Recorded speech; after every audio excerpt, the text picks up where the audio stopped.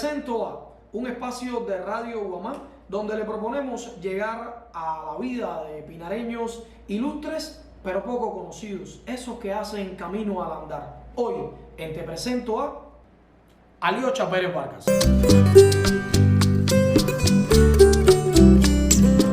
Muchos pinareños cuando llegan a este sitio no les gusta que le diga pinareño ilustre, porque piensan que ese adjetivo es muy grande para cada uno de ellos. Pero considero que cada una de estas personas que llegan a nuestro set Te presento a tienen todas las condiciones para merecer este epíteto. Hoy, como les decía, Aliocha Pérez Vargas nos acompaña.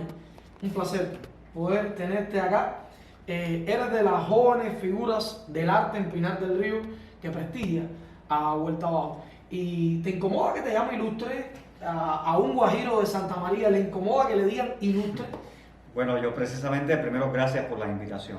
Definitivamente la radio se ha convertido no solo en un acertado camino para promover mi obra, sino en un camino profesional. Gracias a la radio precisamente tengo un espacio de crítica teatral que de manera semanal en la revista cultural Estamos Contigo, digamos que promueve, reflexiona e indaga sobre algunas problemáticas no solo de la escena pinareña, sino de la escena cubana. Y gracias a la radio he podido, por supuesto, llegar a una mayor audiencia. Y bueno, ahora vuelve la radio a tenerme como uno de sus protagonistas y es algo que siempre voy a agradecer. Y en relación a lo que preguntaba sobre el término de ilustre, bueno, sí, tengo que decirte que me parece un poco pretencioso. Pero yo estoy seguro que a las personas de San Luis le encantaría que a uno de sus hijos le digan ilustre, así, de esa manera.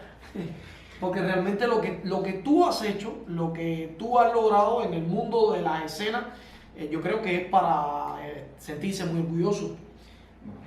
Nuevamente te agradezco, de verdad que sí, pero Guajiro al fin tengo esa especie de introspección aún muy arraigada y de humildad, algo que por supuesto siempre espero que me acompañe. Pero bueno, ilustre es por supuesto un sabio como Tranquilino Sandalio de Nova o un eminente doctor como León Cuervo Rubio. Yo apenas comienzo a desandar un camino profesional que ojalá en el futuro por supuesto sí pueda de alguna manera aportar algún legado o algo que pueda servir a otras generaciones. Sigues aportándolo porque creo que no solo desde el pensamiento crítico que tiene tu obra, en el ejercicio de la crítica de arte, que de ella vamos a hablar en nuestra conversación, sino también con lo que enseñas desde la docencia en el teatro lírico aquí en Pinar del Río.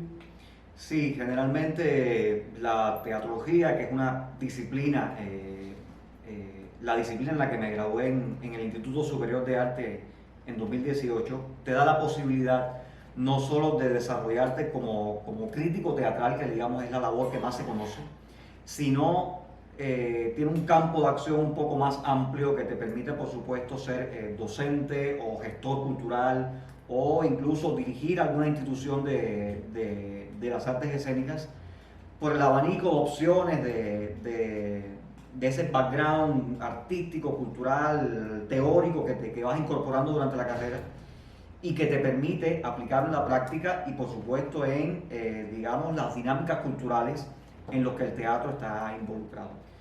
¿Cómo era ese niño Aliocha en Santa María? ¿Cómo esa presencia de campo, ese acercamiento a tu familia, cómo era? Descúbralo aquí con nosotros.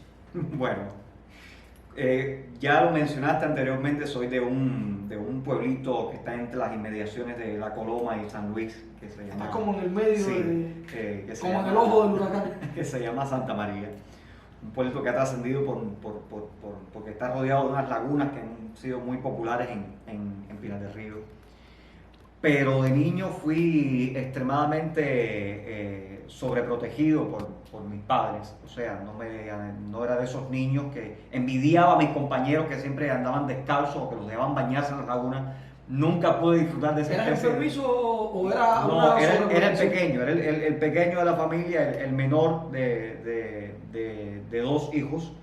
Y quizás por eso tuve sobre mí ese hálito de sobreprotección o de un cuidado extremo.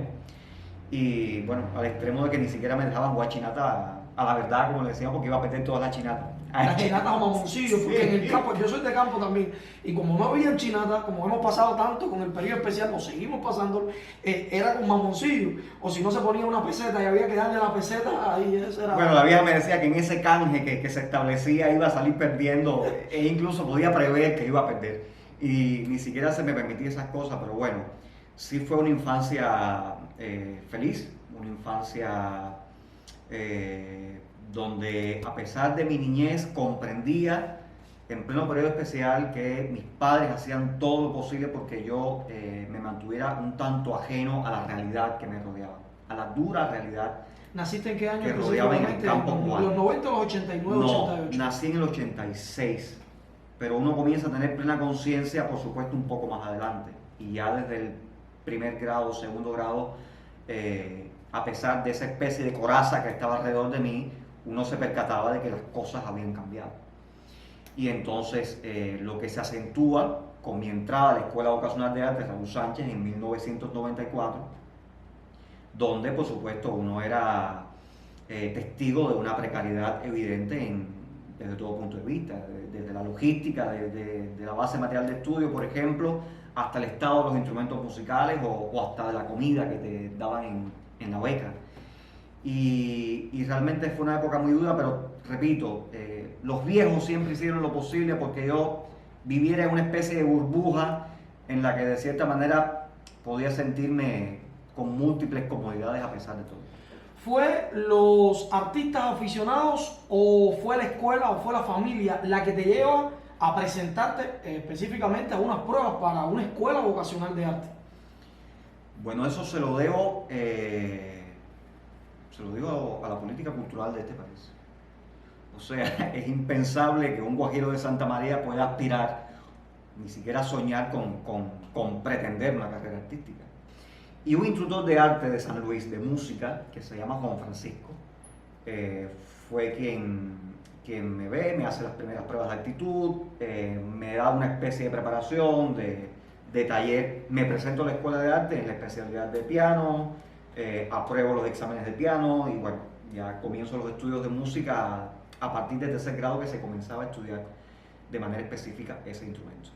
Pero se lo debo a la labor de los instructores de arte, a ese instructor que, como bien dices, iba o cruzaba grandes distancias para tratar de buscar en los parajes más insospechados algo que en el futuro pudiera desempeñarse como un profesional del arte. Entonces, el teatro, ¿cómo es que llega a ti? ¿Llega por azar o es la opción para seguir involucrado en el mundo desde el punto de vista del mundo del arte desde la escuela de instructores de arte? ¿Cómo llega el teatro? Porque no me imagino ese músico que optaba por la música y que estudiaba piano en una escuela profesional y de buenas a primeras convertido en un actor que fue caminando, fue trascendiendo por algunas aristas. Mira, es difícil para un niño someterse a los rigores de una carrera artística, porque conjuntamente con las disciplinas de enseñanza general, historia, español, literatura, ciencias naturales, biología, en fin, tienes que llevar la carga de las asignaturas de la especialidad. Nunca pude, digamos, lidiar con esa carga extrema. Nunca pude, digamos, cumplir con las exigencias difíciles de una carrera artística y no fui un buen músico. No lo fui. Es decir, que el solfeo te ponchó. Horrible. Te recuerdo que tenía una profesora maravillosa de Bayamo que se llama Beatriz Marcel, que yo tenía pánico de entrar a sus clases de solfeo porque sabía que iba a ser un desastre. Y no sé, siempre cuando la cosa está tan complicada aparece algo en la vida que me da como una segunda opción. Y cuando yo sabía que no estaba apto o absolutamente listo o no era lo suficientemente competitivo en el mundo de la música, aparece la opción de la Escuela de Instructores de Arte en una disciplina como el teatro. Y ya en los prechequeos y en las actividades que habitualmente se hacen en las escuelas, yo hacía pequeños sketches o imitaba a los profesores, lo que me trajo algún que otro problema. Pero sí había como una especie de actitud inocente o espontánea o muy, muy empírica con relación al teatro. Intento presentarme a las escuelas, me presento a la Escuela de Instructores de Arte, apruebo los exámenes y en 2001, en el segundo curso de la reinaugurada Escuela de Instructores de Arte de Pinar del Río, entro a estudiar la carrera de teatro, por supuesto, con 4 años de estudio y bueno, ya yo traía la disciplina de la Escuela de Arte que me ayudó, por supuesto, a enfocarme esta vez en lo que quería, graduarme como un instructor de teatro.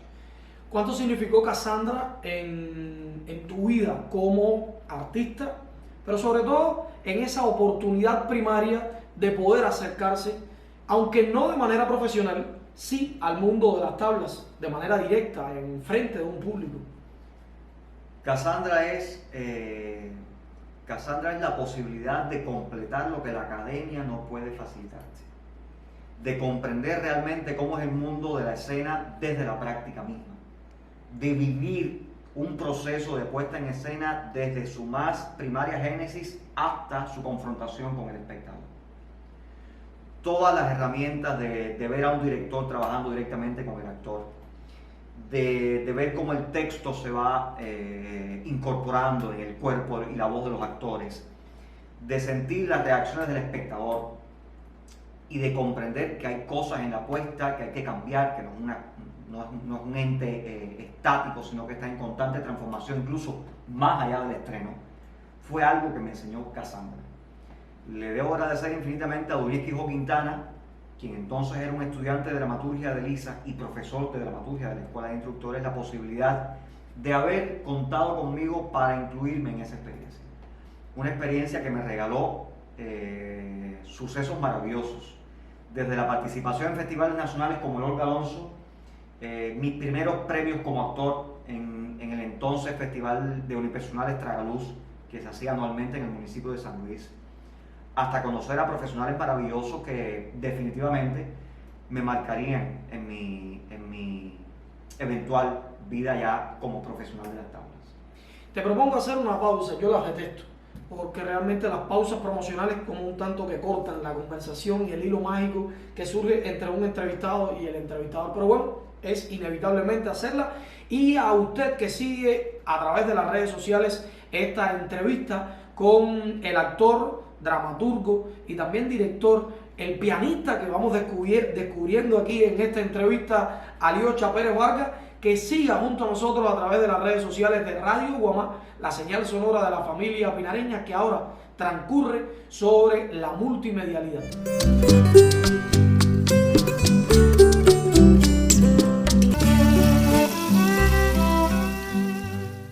Te presento a Sin Censuras, todo lo que necesitas en vivo y en directo gracias a las redes sociales y a un grupo de jóvenes que se entregan con un solo fin: entregarte un producto comunicativo apegado a las esencias de los pinareños.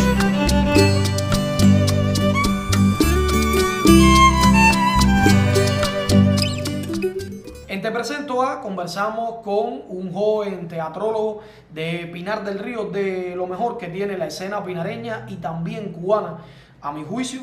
Modestamente, no sé mucho de teatrología, pero sí he leído críticas referidas a Alyosha Pérez Vargas, que le caracteriza su criollismo. Precisamente de eso quería hablar, porque ahora en la conversación me decías que fueron los matutinos, los chequeos de emulación, pero después Cassandra te da esta oportunidad y la invitación a profesores.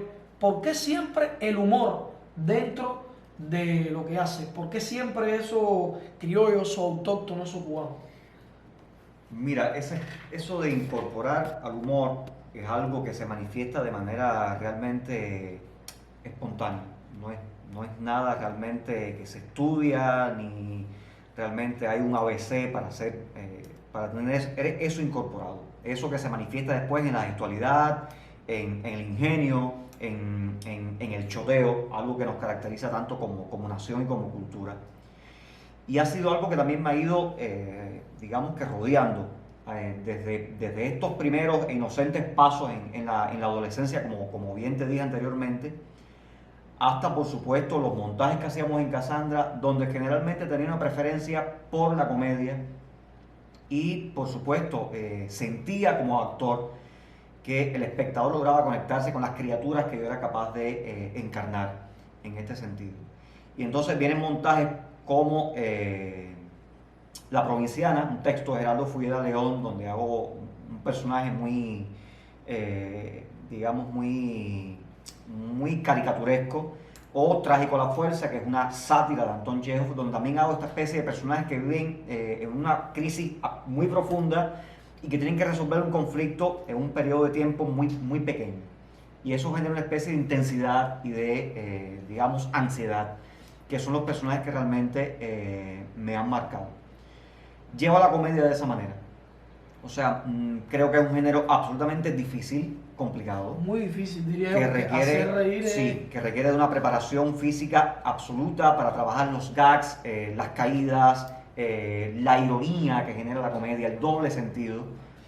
Y, por supuesto, incluyo en estas experiencias algo fundamental como ha sido el Café Teatro La Potajera, que durante mucho tiempo escribió Irán Capote, donde también tuve la posibilidad de intervenir como uno de los actores del elenco fijo de este Café Teatro. Y realmente hay experiencias y anécdotas maravillosas, pero siempre el humor, ya te digo, ha estado orbitando alrededor de mis inquietudes y de mi trayectoria. Si te menciono Titiribida, ¿cuánto significa para ti? Has estudiado toda la obra de Titiribida, pero tuviste la oportunidad de también formar parte de este elenco de Titiribida. Estudio la obra de Titiribida porque pude montar una obra con Titiribida. ¿Con Luciano? Luciano Beirán me dio la posibilidad, siempre tuvo la sabiduría de dejar que los jóvenes se acercaran y hicieran sus proyectos dentro del seno de la agrupación. Y Luciano le presento un texto a Luciano que me encanta, que se llama Un girasol pequeño, de Salvador Lemis. A Luciano le encanta la idea y me da realmente una absoluta libertad para trabajar con actores consagrados, actores de un oficio más que probado sobre la escena. Y es con Titiribida precisamente mi primera experiencia como director, ya trabajando con un grupo profesional. Fue un proceso que se vio interrumpido por mi eventual salida a Venezuela, pero que realmente agradezco muchísimo por la confianza, por lo que aprendí durante el proceso con esos actores y, por supuesto, con la posibilidad y la oportunidad que me dio alguien tan importante para la memoria teatral pinareña como Luciano Beirán, de poder dirigir una obra con su grupo, y no solo dirigirla, sino tener otras experiencias como Cuando se abre el monte, que es un texto que versioné para el grupo, o poder revisar y acceder a su archivo personal y conformar la primera investigación que se hace en Pinar del Río desde una perspectiva teatrológica sobre un grupo de teatro de Pinar del Río. Y un grupo muy necesario que marca incluso mi generación. Yo recuerdo a Noel, no se me olvida Noel, guitarra en mano, cerca de mi círculo infantil, estaba en preescolar, y esa memoria de esos señores que llegaban a alegrar la vida nunca se me va a olvidar. Quizás por eso es que el acercamiento con el teatro. Hay algo que no podemos dejar de mencionar en esta entrevista, y es precisamente eso que tú decías. Tu salida a Venezuela, ¿cuánto aportó poner en práctica lo aprendido en la escuela de instructores de arte y llevar ese arte a las llanuras, a los cerros venezolanos, enfrentarse a otras culturas? Venezuela, digamos que me dio la posibilidad de comprender el alcance social de la cultura, del arte. Poder comprender más allá del eslogan o de la frase común, o de eso que se ha convertido, digamos, en algo reiterativo, que el arte y la cultura realmente tienen una incidencia real en las capas más favorecidas. Y cuánto puede mejorar la cultura en el término o en la noción espiritual de un país. Nosotros pudimos, por supuesto, nos desplegaron en zonas realmente difíciles, de una pobreza extrema, de una vulnerabilidad evidente y convivir con esos muchachos. Mostrarles a esos muchachos que siendo venezolanos desconocían parte de la cultura de su país. Tratar nosotros de ajustarnos y no de imponer una visión del arte, sino de, digamos, enfocar metodológicamente una cultura que no era nuestra, pero de la que teníamos que apropiarnos. Fue algo que nos dio herramientas para toda la vida. Ver cómo adolescentes, por ejemplo, dejaban de consumir drogas o dejaban de unirse a bandas de delincuentes porque estaban involucrados en talleres de creación artística, en montajes teatrales o musicales o danzarios, te llenaba cuando menos de una satisfacción infinita, y es algo que tengo que agradecer a la experiencia venezolana. Me gustaría que me hablaras de una agrupación que yo creo que es fundamental en la vida de los pinareños, Rumbo, una agrupación clave, y sobre todo no podemos dejar de hablar de Lugo como alguien importante en formar lo que es hoy Aliucha. Rumbo, digamos que es... Es como tu adorado tormento. Rumbo es algo realmente a lo que llego gracias al buen rumbo. ¿Sí? ¿Cómo lo digo? Explícate. Por varias circunstancias comienzo a desempeñarme estudiando la carrera de teatrología, comienzo a desempeñarme en el Departamento de Desarrollo Artístico del Consejo de las Artes Escénicas. Pero realmente siento una especie de fobia por los burós y los documentos y los cuños y los trámites y la burocracia, y eso inevitablemente tiene una dosis de burocracia. Y en la visita que habitualmente hacen los artistas a la institución, Jorge Lugo me ve en la oficina con esas caras que tengo en un mal día y me dice: yo creo que este no es tu lugar, yo creo que debes acercarte a Rumbo, ver un proceso en el que estamos ahora involucrados y realmente quizás te resulte bueno participar con nosotros en el proceso, aportar ideas, recomendarnos, en fin, lo que tú quieras. Llégate por ahí. Y tengo la suerte de llegar a Rumbo en un momento en que hay una generación nueva de actores que coinciden con esa llegada. Y recuerdo que un colega que me ha dado más dolores de cabeza que otra cosa, que se llama Irán Capote, comenzaba a montar su primera obra también con un grupo profesional que fue Casa Vieja, de Abelardo Estoril. Me involucro en el montaje de Casa Vieja. Ellos, con la mayor generosidad y humildad, me admiten dentro del equipo creativo y comenzamos entre todos a vivir esa experiencia y esa aventura maravillosa que fue Casa Vieja, que no solo fue la ópera prima de Irán como director, sino fue su carta de presentación ante el espectador y con Teatro Rumbo. Y tengo la dicha, tengo la suerte de registrar ese proceso y de que fuera en Rumbo mi primer trabajo como asesor teatral, una labor que me apasiona y por supuesto que es la que desarrollo actualmente. Voy a leerte algo que escribió Michael Rodríguez Calviño, un crítico cubano, y me gustaría escuchar tu opinión sobre esto. Dice Michael: en mi opinión, en Cuba tenemos muchos críticos de teatro, pero es difícil hablar de una crítica teatral perfectamente establecida. Si existiera, se podría leer los comentarios sobre todos los estrenos importantes en la prensa, y eso lo sabemos muy bien, no suele suceder. Otro crítico importante de Cuba escribió, y cito: que los críticos hagan su trabajo y que los teatristas hagan el suyo. El compromiso de los críticos no puede ser con nadie en específico, sino con la creación misma. Omar Baliño. De estos dos criterios, ¿qué me tienes que aportar? ¿Cómo ves esta crítica teatral cubana? ¿Pasiva, activa o inmóvil? Creo que la crítica es hija del teatro de su tiempo. Si el teatro está enfermo, la crítica también. Pero es una reflexión que implica un diálogo y un análisis más profundo. Pero para no esconderte el dato o, ya que hablas de criollismo, batearte la pregunta. Con relación al tema de los críticos y la prensa plana en este caso, no es un problema de los críticos, cuando han sido los propios periodistas los que se han encargado de convertirse en cronistas de espectáculos. Y creo que es una responsabilidad de la editorial del periódico, no del medio de prensa. Exactamente, no de los críticos.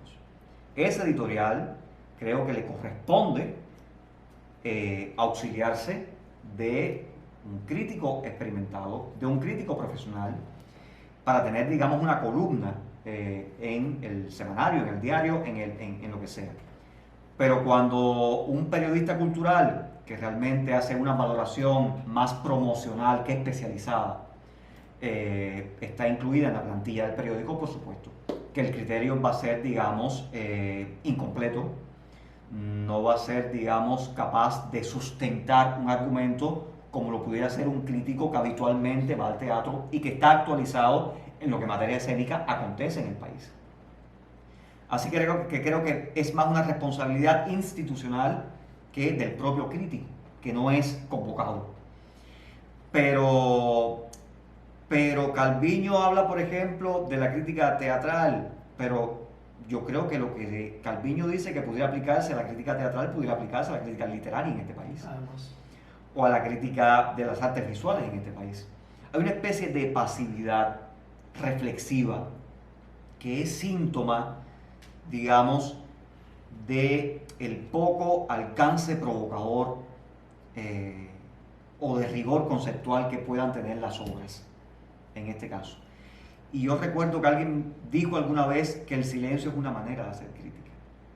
O sea, si el espectáculo no me da motivos para armar un argumento, tendría mis razones como crítico para no hacerlo.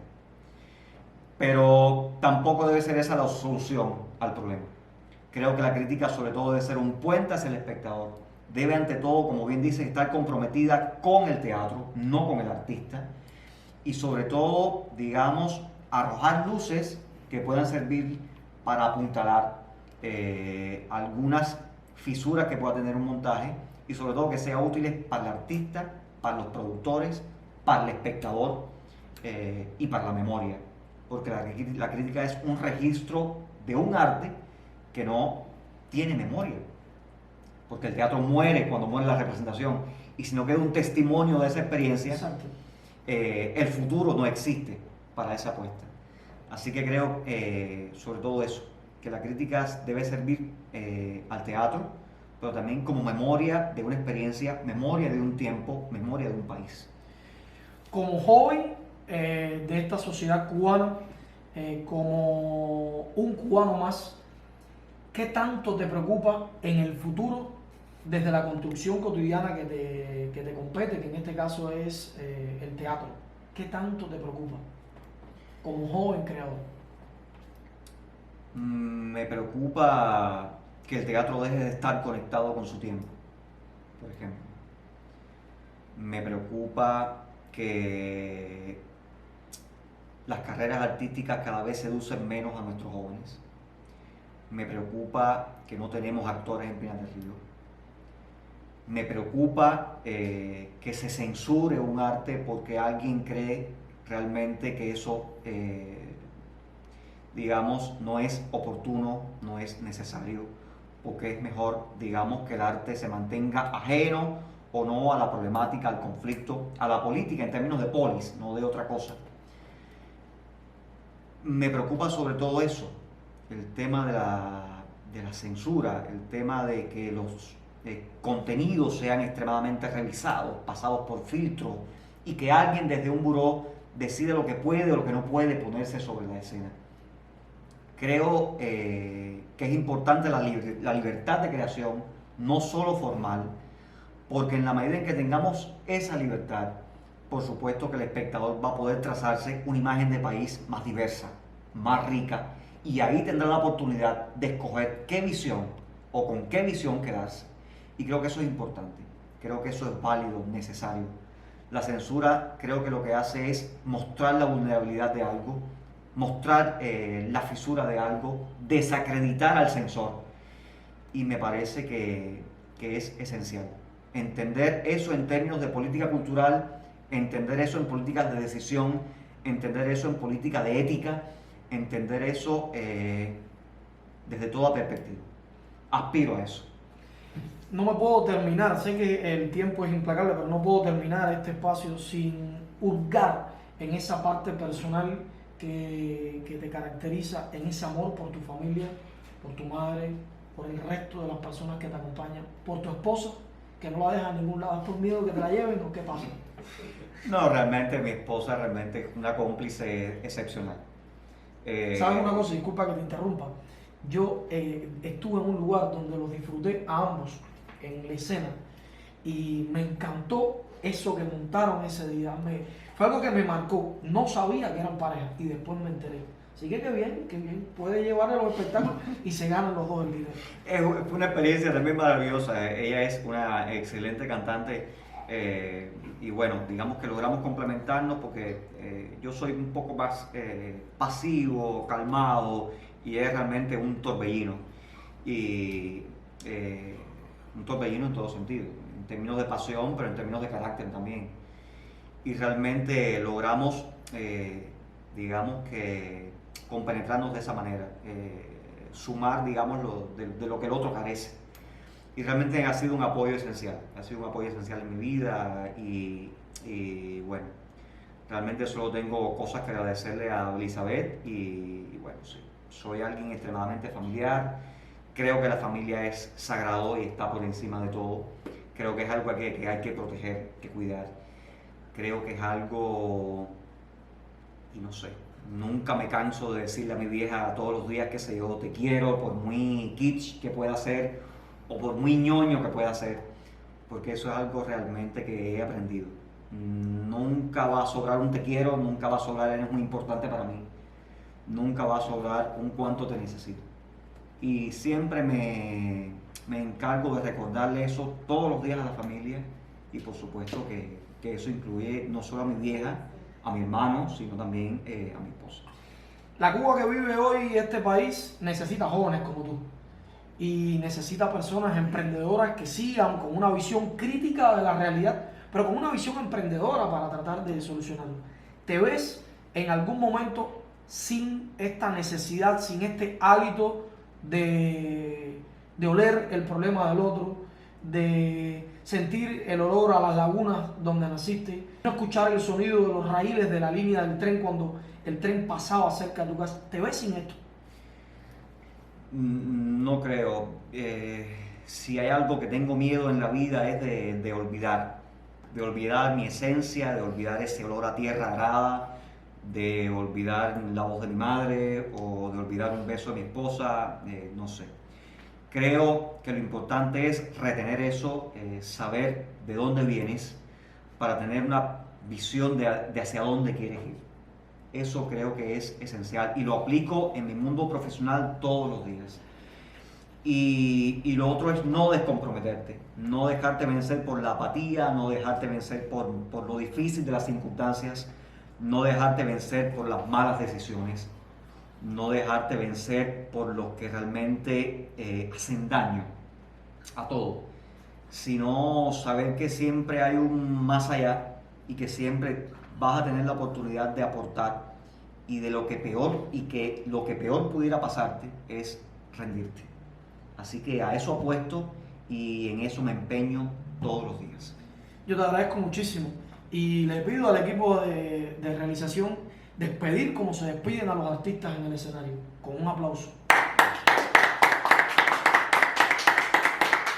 Muchas gracias, hermano. Gracias a ti.